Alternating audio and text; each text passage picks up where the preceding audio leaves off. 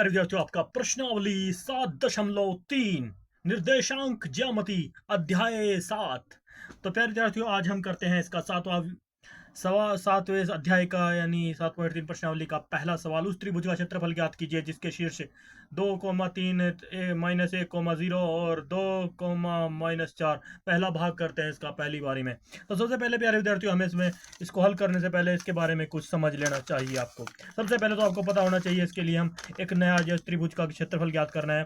त्रिभुज के क्षेत्रफल का इसके हिसाब से जो हमारे ये निर्देशांक ज्यामिति में जो सूत्र है उसे आपको अच्छे से याद करना होगा। तो निर्देशांक ज्यामिति के अनुसार त्रिभुज का क्षेत्रफल का सूत्र क्या होगा हमारे पास। इसने कहा एक त्रिभुज का क्षेत्रफल ज्ञात कीजिए जिसके शीर्ष ये हैं। तो सबसे पहले हम एक त्रिभुज बना लेते हैं। मान लो कि ये एक त्रिभुज है। तो सबसे पहले हमने एक त्रिभुज बना लिया प्यारे विद्यार्थी। यहाँ पे इसके 3 पॉइंट बना लेते हैं, ए बी सी, 3 नाम दे दिए। तो इसका जो है पहला शीर्ष ए है, इसके जो निर्देशांक हैं, इसके जो शीर्ष हैं, इसके जो वो दे रखे हैं एक्स और वाई के रूप में 2,3 है पहले पॉइंट के, और दूसरे के दे रखे हैं यहाँ पे बी के -1,0 है, और सी के पॉइंट के दे रखे हैं यहाँ पे 2,-4 है। तो प्यारे विद्यार्थियों, मैं आपको एक बात समझा दूं कि इसको हम x1 और y1 के तौर पे लिख लेते हैं। इसको x2, y2 के तौर पर लिखते ही आ रहे हैं पहले से ही समीकरणों में, यानी जो भी हम सवाल करते आ रहे हैं समचतुर्भुज हो या त्रिभुज हो। तो इसको भी x3 मानेंगे क्योंकि यहाँ पे तीसरा पॉइंट है ये, y3। तो प्यारे विद्यार्थियों, यहाँ तक आप समझ गए। इसके बाद क्या होता है प्यारे विद्यार्थियों, इसके बाद हम बात करते हैं आगे सवाल की। आगे क्या हो रहा है सवाल में प्यारे विद्यार्थियों, वो हम आपको बताते हैं। इसमें आगे ये है कि हमें सबसे पहले इस बात में ध्यान देना होगा कि त्रिभुज का क्षेत्रफल का सूत्र क्या है। तो त्रिभुज के क्षेत्रफल का सूत्र हमारे पास इस प्रकार से है, लिखेंगे यहाँ पे त्रिभुज का क्षेत्रफल का सूत्र, यानी क्या है हमारे पास त्रिभुज के क्षेत्रफल का सूत्र। ये बेसिक ज्ञान आपको याद होना चाहिए। त्रिभुज का क्षेत्रफल का जो सूत्र है हमारे पास, क्षेत्रफल का सूत्र जो है प्यारे विद्यार्थियों, वो इस प्रकार है। हम लिख लेते हैं यहाँ पे, आगे बढ़े तो क्या है 1/2 ब्रैकेट शुरू। पहले लिख लेते हैं इसमें जो ना प्यारे विद्यार्थी, मैं एक पॉइंट आपको समझा दूं। इसमें एक पॉइंट ये समझना है 1, 2 और 3, जैसे कि 3 पॉइंट दिए हुए हैं ना त्रिभुज के, 1, 2, 3 ए बी सी, यानी 3 पॉइंट दिए हुए हैं। अगर हम यहाँ पर पहले पॉइंट पर x1 लेते हैं, यानी 1 लेते हैं, x1 लेते हैं, यहाँ पे इसको 1 मान लेते हैं, x1 ले लिया, तो बाकी कितने बचे 2 और 3। तो ये y के मान में, क्योंकि हमें 2 ही मान लेके चले, निर्देशांकों में क्या होता है x और y होती है, तो इसमें जहां पर हम x का 1 लेंगे वहां पर हम y2 - y3 करेंगे, क्योंकि 2 नंबर पर हम y ले लेंगे। तो कौन से बचते हैं मान हमारे पास y के, y2 और y3 ये बचते हैं। इनको ऐसे माइनस लिख लेंगे करके। तो इस तरह से समझने के लिए पहले उतरता हूँ, और ये ब्रैकेट में होंगे माइनस, यानी y2 - y3। एक के बाद 2 आता है ना, इसलिए हमने 2 वाले पॉइंट पे लिया, और ये 3 ऐसे लिख देंगे प्यारे विद्यार्थियों। इसके बाद आगे बढ़ेंगे इसी सूत्र में, x इसके साथ ही गुणा में है सूत्र में, और आगे में लिखेंगे प्लस, क्योंकि हम x1 को जोड़ते चल रहे हैं। x1 + x2 किया यहाँ पे। तो अब प्यारे विद्यार्थी समझ लो कि जब ये y का मान x2 आ गया, तो मान लीजिए x2 पे वैल्यू y की 2 नंबर पे आ गई, तो 2 नंबर यहाँ फिनिश हो गया। अब हमारे पास बचा क्या, 3 और 1। तो सबसे पहले x2 के बाद क्या आता है, 2 के नंबर के बाद आता 3। तो यहाँ पे हम ब्रैकेट में क्या लिखेंगे सूत्र के अनुसार, y3 माइनस, उसके बाद क्या बचा, 3 के बाद आता है 1, तो 3 के बाद आएगा y1। इसी प्रकार से प्यारे विद्यार्थियों आगे बढ़ेंगे इसी सवाल को हम सोल्व करते हुए। तो अब इसके बाद प्लस में x3, क्योंकि ये कड़ी है प्यारे विद्यार्थियों, एक श्रेणी सी चल रही है, x1 + x2 x3। तो x3 में क्या लिखा जाएगा, अगर x3 आ गया हमारे पास, तो इससे x3 आ गया, y3 का मान आ गया यहाँ पे, यानी x3 आ गया x के 3 के तौर पे। तो अब क्या होगा, x3 से गिनती चलेगी 1 पर, तो y1 - y2 होगा, गुणा में है ये, y1 आएगा, 3 के बाद क्या आएगी, घूम जाएगी प्रक्रिया, और इसके बाद 2 के बाद y1 के बाद 2 आएगा -y2। उम्मीद करता हूँ प्यारे विद्यार्थियों आपको समझ में आ रहा होगा। बहुत ही सिंपल फॉर्मूला है प्यारे विद्यार्थियों, बस घबराना नहीं है, बस इसे इस प्रकार से ही आपको याद कर लेना है। तो इसके बाद प्यारे विद्यार्थियों हम क्या करते हैं, इसी फॉर्मूले के अनुसार जो इसके शीर्ष दिए हुए हैं इनको उसी हिसाब से इसमें मान को पुट कर देंगे। तो सबसे पहले हम लिख लेते हैं यहाँ पे इसकी हल, जो इसकी हमने इसमें किया है। तो सबसे पहले लिखेंगे हल। कौन सा सवाल भाग हल कर रहे हैं? पहला भाग। तो इसको लिख के ऐसे, तो हम इसमें क्या किया, हमने सबसे पहले त्रिभुज बनाई। तो इसमें लिखेंगे मान लो कि हमने एक त्रिभुज बनाई, मान लो त्रिभुज हमने ABC बनाई। त्रिभुज ABC के 3 शीर्ष हैं, कौन कौन से 3 शीर्ष हैं प्यारे विद्यार्थियों? जो हमने ये लिखे हैं 2,3 3 शीर्ष हैं जो हम लिखेंगे अभी। 3 शीर्ष हैं क्रमशः यानी क्रम के अनुसार हैं। तो शीर्ष हैं, तो कौन कौन से शीर्ष हैं उनको लिखते हैं क्रमशः, क्रम के अनुसार 3 शीर्ष हैं। नंबर 1 पे है हमारा ए के शीर्ष कौन से लिखे हमने? 2,3। उसके बाद कोमा लगा के यहाँ पे बी के शीर्ष हैं, यहाँ पे लिखेंगे बी के पॉइंट के, बी के शीर्ष हैं -1,0 और सी के शीर्ष हैं 2,-4। ये क्या आ गए प्यारे विद्यार्थियों? इस त्रिभुज के शीर्ष हैं, लिखेंगे शीर्ष हैं। तो इसके बाद प्यारे विद्यार्थियों क्या होगा? इसके बाद हम फॉर्मूला डायरेक्ट लगा देते हैं त्रिभुज का क्षेत्रफल। त्रिभुज का क्षेत्रफल, तो फॉर्मूला क्या है वो हम आपको यहाँ पे डायरेक्ट लिख देते हैं त्रिभुज का। इसलिए त्रिभुज का क्षेत्रफल लिखेंगे डायरेक्ट सवाल में, हल में त्रिभुज का क्षेत्रफल। शॉर्टकट में भी लिख सकते हैं प्यारे विद्यार्थियों इस तरह से। क्षेत्रफल का सूत्र क्या होगा हमारा? बराबर 1/2। सूत्र लिख के चलेंगे साथ में ताकि आपको आसानी रहे सवाल सोल्व करने में। तो प्यारे विद्यार्थियों इसके बाद क्या आएगा? x1 लिया हमने पहले यहाँ पे x1, तो मैंने आपको बताया था y2 से चलेगी गिनती, y2 माइनस y3, जितने भी y के मान है आपस में माइनस होंगे और x के जो पॉइंट है वो प्लस होते जाएंगे। अब x2 लिखेंगे यहाँ पे। इसके बाद x2 के बाद क्या आता है? y3 आएगा, y3 को ले लेते हैं। और माइनस y3 के बाद क्या आता है?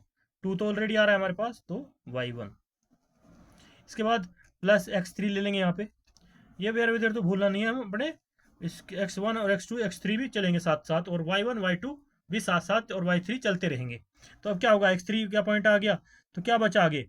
x3 आगे, तो मैंने पहले ही बताया था आपको, जब हम 3 पॉइंट लेते हैं तो 3 पॉइंट लेने के बाद हमारे पास फिर से गिनती 1 पर चली जाती है, तो फिर 1 आएगा, तो यानी y1 और माइनस y2 के बाद y2 ही आता है, तो सूत्र में बंद। यानी इस तरह से हमारा फॉर्मूला है। आपको उम्मीद है समझ में आ रहा होगा प्यारे विद्यार्थियों। इस तरह से हमने इसको सोल्व किया, हल कर लिया यहाँ। तो इसके बाद प्यारे विद्यार्थियों क्या करते हैं हम आगे? इसी के अंदर हम इस मान को पुट कर देते हैं। मैंने आपको पहले बताया था कि हमने त्रिभुज में भी कहाँ पे x1 माना है, क्या x2 माना है, वो सब मैंने आपको ऑलरेडी बता दिया है, त्रिभुज के अनुसार भी बता दिया है। अब हम इस सवाल के माध्यम से भी मान लेते हैं। जैसे a है, इसके दोनों पॉइंट x1, y1 के तौर पर लेंगे, और यहाँ पे ये b नंबर 2 पे है तो x2, y2 के तौर पे होगा।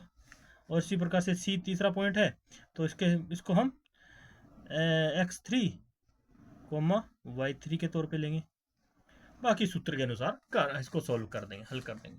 बहुत ही सिंपल सवाल है प्यारे विद्यार्थियों, घबराने की बात नहीं है। बस आपको एक बार इसका फॉर्मूला याद होना चाहिए और फिर हम इस ज्यामितीय सूत्र के अनुसार इसको हल कर देंगे। अब प्यारे विद्यार्थियों सीधा सा सिंपल सवाल है, हम आगे बढ़ेंगे सूत्र के अनुसार। 1/2 को 1/2 लिखेंगे, जहाँ पर x1 है उसको x1 का मान लिख देंगे। x1 हमारे पास ब्रैकेट में 2 है तो 2 लिख दिया। गुणा में क्या चीज़ आ रही है अंदर? गुणा में हमारे पास आ रहा है y2 की वैल्यू कितनी है भाई? 0, तो 0 लिख लेंगे। गुणा में है ये 0, लेकिन अगर कुछ ऐसी बात होती है तो फिर उसके बाद क्या होता है? y2 के माइनस है y3, तो 0 है और अंदर भी माइनस है। इसको फिर हमें ब्रैकेट में ले लेते हैं कि मंझली ब्रैकेट शुरू हो जाएगी माइनस, क्योंकि अंदर वाला भी y3 माइनस में है, तो इसको माइनस जो y3 की वैल्यू 4 है, तो इस करके मंझली ब्रैकेट में बंद कर लेंगे। ठीक है प्यारे विद्यार्थियों, उम्मीद करता हूँ आपको समझ में आ रहा होगा। इसके बाद हम आगे बढ़ेंगे किसके लिए? x2 का वैल्यू यहाँ पे हमने किसके लिए? x1 के लिए चल दिए, तो x1 की तरह से y3 तक की हमने वैल्यू निकाल ली, y3/-4 है। अब इसके बाद चलते हैं x2 क्या है हमारा, x2 है हमारा -1, तो हम लिखेंगे यहाँ पे -1। अभी -1 के बाद क्या है हमारे पास, इसके बाद हम ब्रैकेट ले लेंगे, क्योंकि लेनी पड़ेगी ब्रैकेट हमको, क्योंकि हमें y3 और -y1 लिखना है, y1 और y3 की वैल्यू पुट करनी है। तो y3 की वैल्यू क्या है हमारे पास, हमारे पास ये -4, और y1 की वैल्यू क्या है हमारे पास 3 किसके हैं, प्लस के, लेकिन हमारे फॉर्मूले के अनुसार माइनस है निशान, तो इसलिए लिख दिया 3 y1 के स्थान पर। इसके बाद क्या है प्यारे विद्यार्थियों, इसमें ब्रैकेट ये सिंपल ही रहेगी, इसके बाद छोटी ब्रैकेट रहेगी, यानी कोष्ठक जो है छोटी रहेगी हमारी ब्रैकेट। और इसके बाद हम चलते हैं x3 पर। x3 की वैल्यू क्या है हमारे पास, x3 वाले पॉइंट पर चले गए हम।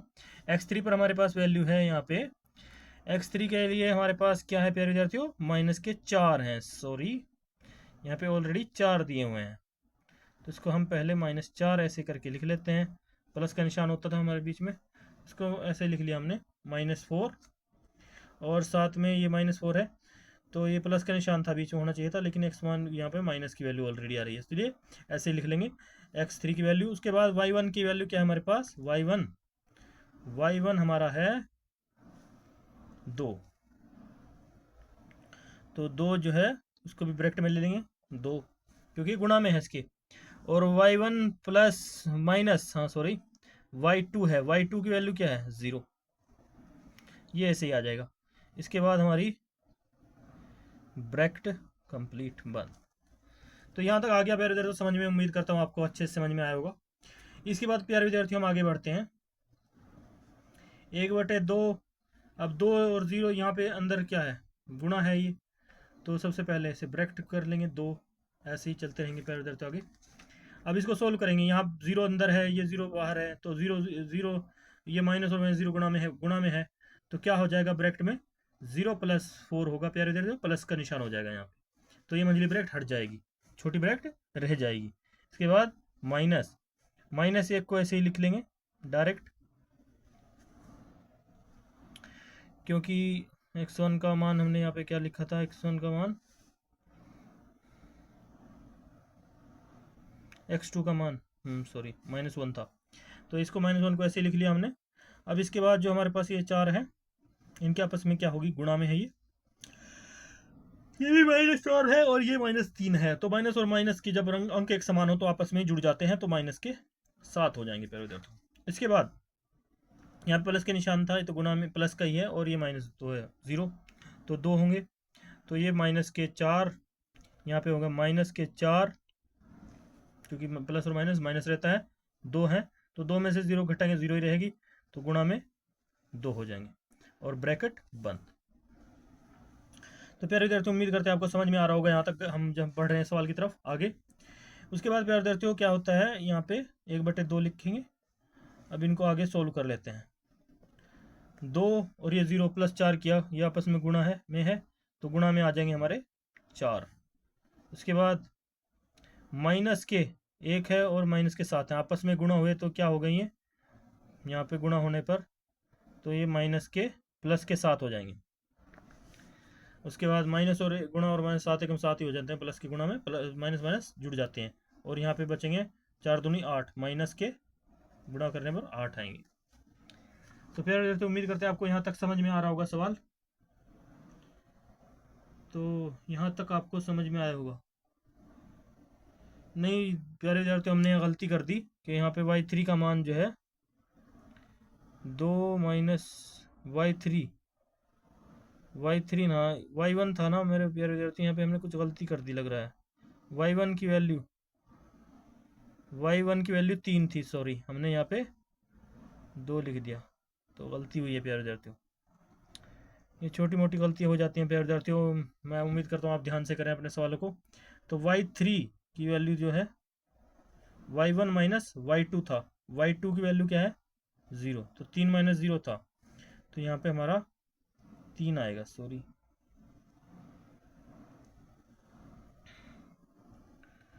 तो इस प्रकार से हमारे पास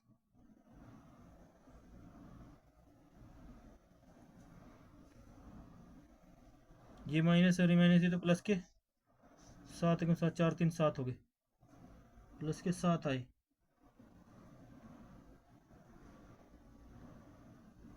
और हमने गलत में x3 की वैल्यू लिखी नहीं है। x3 की वैल्यू हमारी क्या है, x3 की वैल्यू है -4 गुणा में है, हाँ सॉरी लिख रखी है, तो -4, सॉरी हमने यहाँ पर भी गलती कर दी प्यारे विद्यार्थियों, यहाँ पर हमारे प्लस के 2 थे, हमने गलती से लिख दिया, सॉरी ये प्लस के ही 2 थे, y3 की वैल्यू हमने यहाँ लिख दी, सॉरी चाहेंगे प्यारे विद्यार्थियों, बहुत बड़ी कन्फ्यूज़न हो रही है यहाँ पे। ये देखो हमारे पास x3 की वैल्यू क्या है, 2 है, और ये हमने गलती से क्या लिख दिया, यहाँ 4 लिख दिया, और यहाँ पे y यानी y3 की वैल्यू, बस यही चीज़ को तो माइंड में रखना है प्यारे विद्यार्थियों, कि आपको कंफ्यूज नहीं होना है, बस अपना माइंड को कंसंट्रेट रखना है। तो यहाँ पे हमारे 2 आएंगे प्यारे विद्यार्थियों, और ये 2 हमारे प्लस के होंगे। बस प्यारे विद्यार्थियों इसी उम्मीद को लेकर चलना है, आगे बढ़ना है। तो 3 दूनी 6 आएगा आपका, यहाँ पे प्लस के 6, ये प्लस के 6 आएंगे प्यारे विद्यार्थियों। तो इसके बाद प्यारे विद्यार्थियों हम आगे बढ़ते हैं, देखते हैं क्या ये 2 है यहाँ पे, फिर ब्रैकेट बंद कर देते हैं, आगे बढ़ते हैं प्यारे विद्यार्थियों। अब क्या करते हैं प्यारे विद्यार्थियों, देखो यहाँ पे 4 दूनी 8 ये सब है, इनके आपस में गुणा कर लेते हैं जो गुणा में है। ब्रैकेट में 4 दूनी 8, प्लस में 7, प्लस में 6, और ब्रैकेट बंद। इसके बाद प्यारे विद्यार्थियों इन सबको जोड़कर जो है 1/2 से अगर गुणा होते हैं तो गुणा कर देते हैं। तो 1/2 इनको जोड़ दो सबको, 8 और 7 15 और 6 21 हो गया। तो 21 के जो भी कोई संख्या ऐसी होती है उसके बटे में 1 होता है। तो आगे बढ़ेंगे प्यारे विद्यार्थियों, क्या आएगा 21 कम 21 के साथ गुणा हो जाएगी, तो 21/2 हमारे पास आ गया। इसको लिखेंगे 21/2 वर्ग मात्रक जो है, ये इसका जो शीर्षों का क्षेत्रफल है, वर्ग 21/2 वर्ग मात्रक, ये हमारा आंसर होगा, उत्तर आ गया। तो उम्मीद करते प्यारे विद्यार्थियों आपको समझ में आया होगा। इसी प्रकार से हम इसका पहले ही इस भाग का नेक्स्ट भाग भी कर देते हैं। नेक्स्ट भाग हम चलो कल करते हैं, तब तक के लिए बाय बाय।